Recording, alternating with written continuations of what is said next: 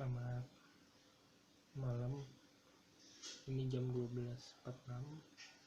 Di sini saya akan membahas kelanjutan dari kemarin, kebohongan.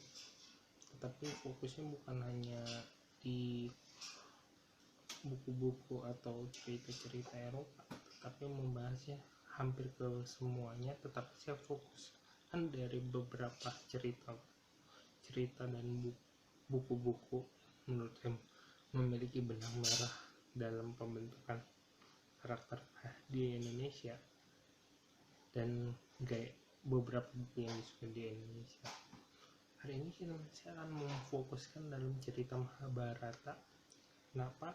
Karena di Indonesia, selain di India, di Indonesia juga banyak yang suka Mahabharata dan kisah-kisah epos India. Itu yang pertama. Kedua, ceritanya juga kompleks dengan apa yang terjadi di Indonesia.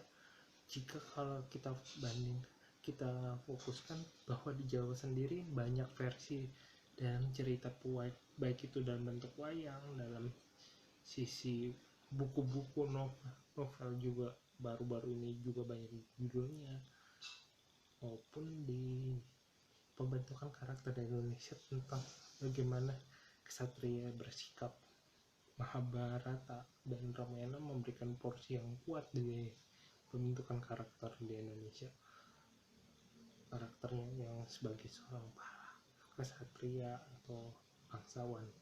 Yang ketiga yang paling penting adalah kisah ini adalah kisah yang saya pilih adalah kebohongannya begitu kompleks. Kalau menyangkut bahwa orang bisa kebohongan itu dari seseorang bisa muncul yang sifatnya sangat situasional. Nah, kenapa situasional? Karena kalau di dalam Mahabharata sendiri, orang-orang yang berbohong itu selalu memiliki alasan yang sifatnya personal dan terkadang cukup disetujui oleh beberapa orang di sekitarnya. Meskipun kebohongan yang terjadi itu selalu kita anggap bahwa kebohongan itu milik sendiri. Orang itu berbohong itu personal, tetapi terkadang merugikan orang-orang di sekitarnya. Nah, baiklah, untuk mengurangi rasa bosan mendengar prolog ini, saya akan memulainya.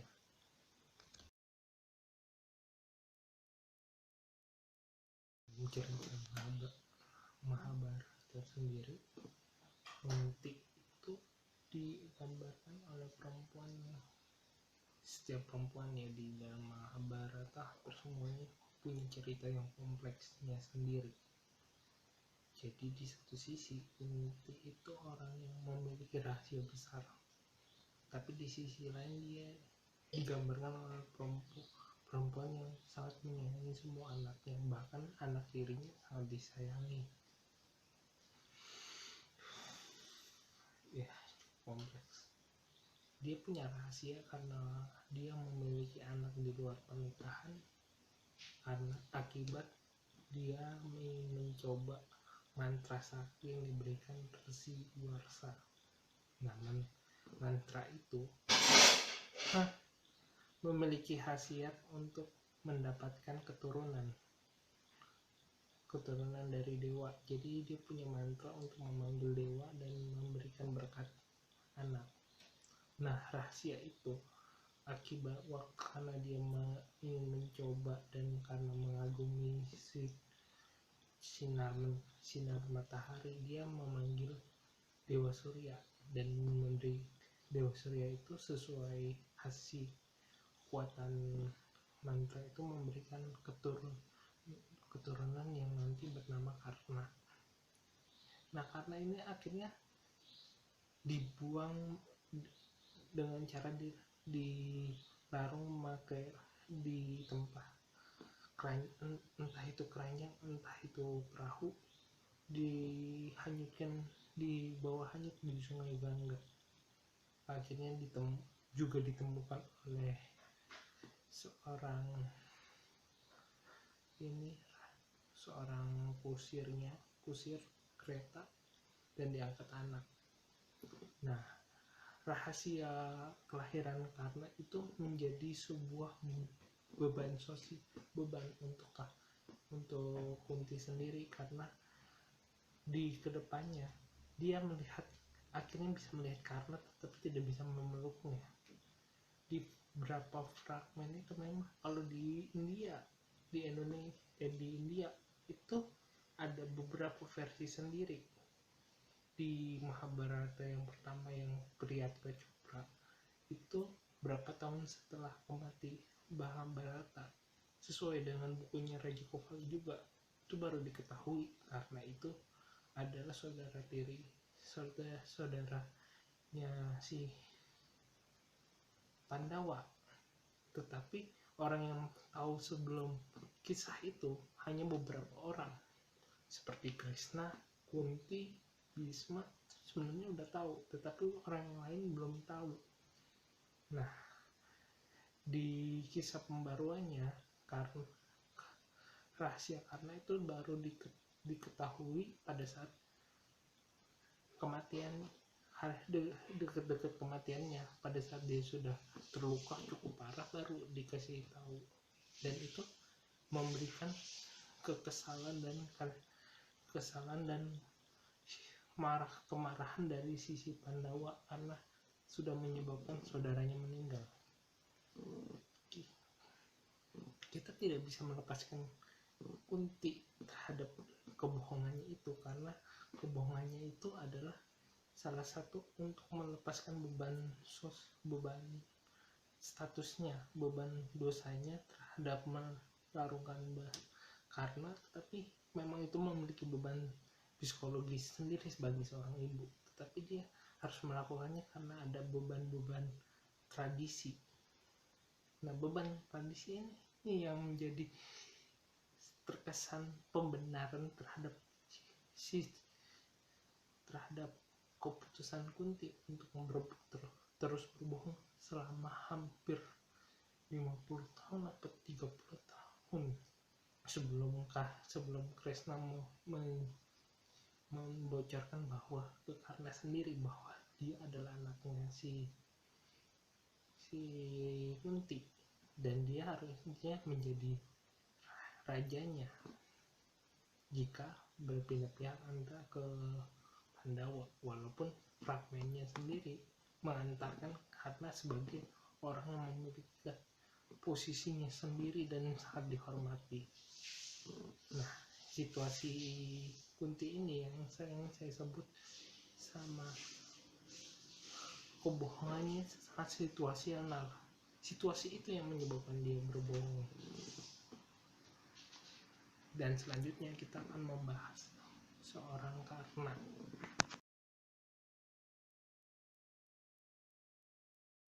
Kalau membahas Karna itu sangat lebih kompleks, mungkin lebih sederhana alasannya pengakuan, alasannya ilmu pengetahuan.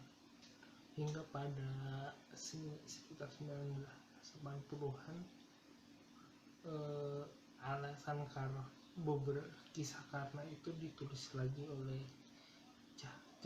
di fragmen opininya si Gunawan Muhammad lewat dari catatan pinggir.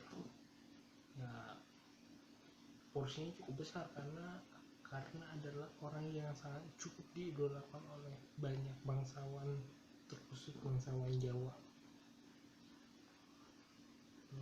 karena dia adalah orang yang di tengah-tengah Kurawa yang selain Resi Durna, selain kakek Bhisma, selain Aswatama yang mampu mengimbangi kemampuan si Pandawa. Nah, fragmen yang terjadi dalam Karna ini adalah orang yang mencoba menitik karir sebagai seorang prajurit dan merasakan ketidakadilan itu sendiri sejak sejak dia mulai bisa merasa berpikir, dia menjadi satu, bisa dikatakan idola dalam masyarakat tersebut sebagai orang yang mampu berkata tidak dan ya terhadap kasta-kasta di atas. Nah, karena itu melakukan kebohongan terhadap resi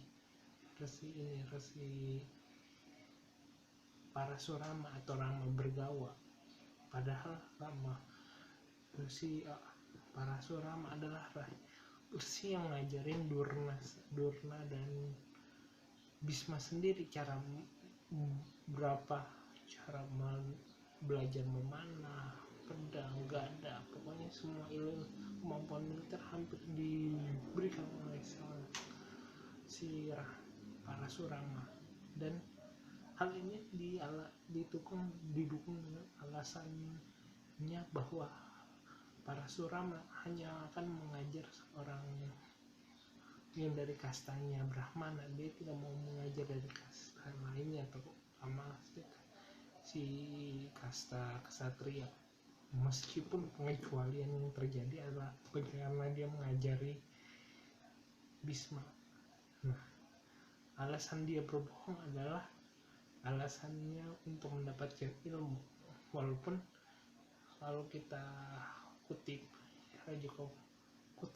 Gunawan Muhammad di dalam catatan pinggirnya, kebohongan dia untuk mendapatkan sesuatu yang mengukuhkan dia untuk memberi suatu hal yang lebih daripada dia, itu hal yang justru menyakitkan untuk orang-orang yang menyayangi dirinya sendiri. Dia harus berbohong, dia dari kasta yang dia tahu dia dari kasta Sutta, dia harus berbohong bahwa dia seorang Brahmana. Itu yang jadi puncak permasalahan. Situasional bang sekali untuk mendapatkan pengakuan dan diperbolehkan berguru pada si Parasurama, meskipun dia dikutuk akhirnya sebagai konsekuensinya. Berbeda dengan Kunti yang dapat konsekuensinya tuh disindir oleh anak-anak yang sempat ada kemarahan yang hebat dari anak-anak yang baik dari fragmen setelah berapa puluh tahun kejadian Mahabharata maupun Batara Yuda, maupun situasinya sudah karenanya itu sudah akan meninggal. Jadi di satu sisi Parasurama dalam beberapa versi memang sangat memaafkan dan sangat memahami situasi tersebut, walaupun dia bahkan dalam sebuah cerita yang tidak yang dalam karena Surya Putra itu memberikan kemampuan senjata pengganti untuk dari penghormatan terhadap Karna itu sendiri. Itu bentuk keadilannya. Jadi dalam situasi itu karena berbohong karena untuk situasional karena ingin mendapatkan ilmu, dan dia harus berbohong sebagai kasta Brahmana. Selanjutnya kita akan membahas Yudhistira.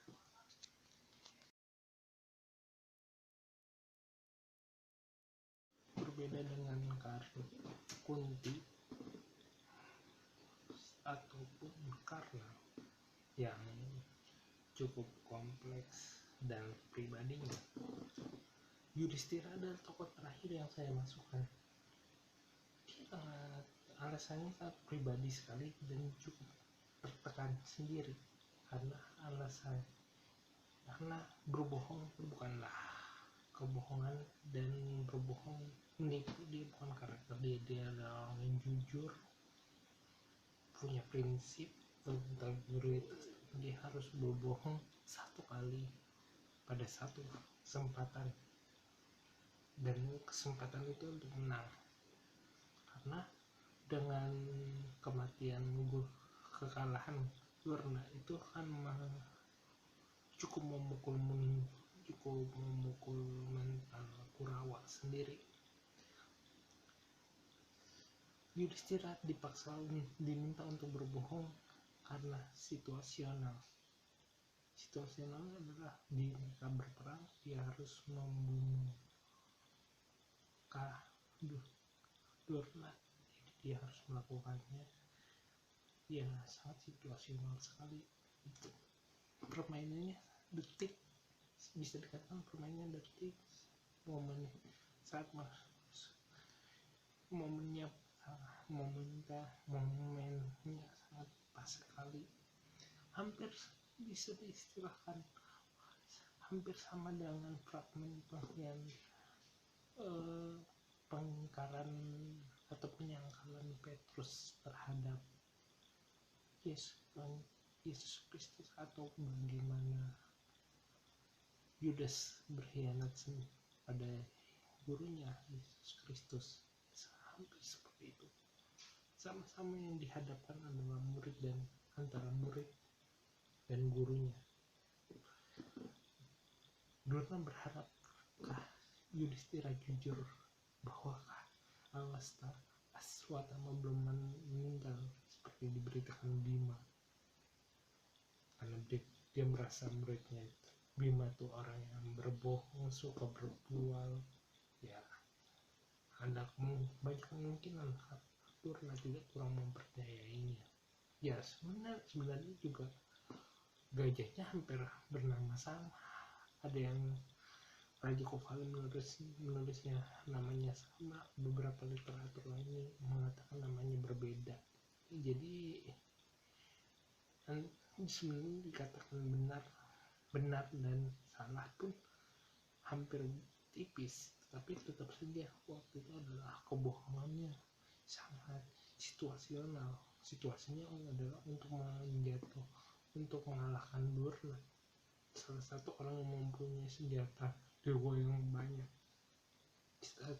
orang yang sama terampilnya dengan mana mendatangkan senjata dewa, menghancurkan pasukan. Itu yang dilakukan Yudhistira. Dia harus memastikan pasukannya baik-baik saja. Dan jangan lupa kalau ada keinginan Dorna untuk menangkap Yudhistira untuk menyelesaikan perang, dan Yudhistira ingin mengalahkan Dorna walaupun dia harus berbohong. Iya, itu situasional, itu juga bisa dikatakan situasional karena itu untuk kemenangan prajurit Pandawa, untuk mentalitas, dan itu untuk dharma. Ya, jadi itu saja.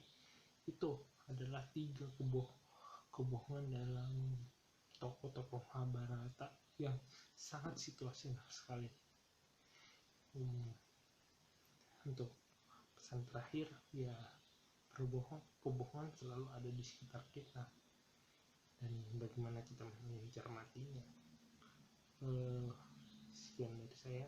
Bagi Anda yang menyukai video ini, silakan like, silakan mengomentari untuk meningkatkan video ini, ataupun ingin menyumbang dan ingin berinvestasi, silakan, dan subscribe jika Anda menyukai video saya dan melihat video saya secara terus-menerus dan memberikan saran saya untuk berkembang. Ya, salah satunya subscribe. Terima kasih.